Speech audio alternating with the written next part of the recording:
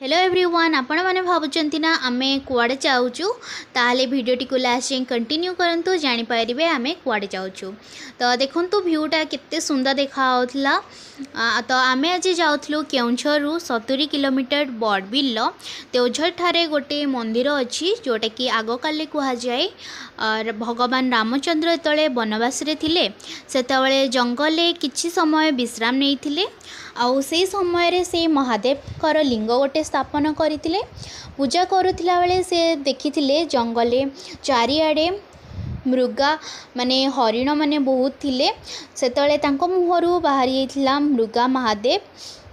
तो तापरे से यही जगार ना होता मुर्गा महादेव।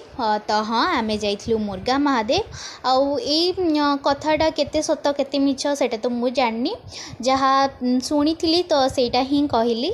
तो रोची आज एतिकी।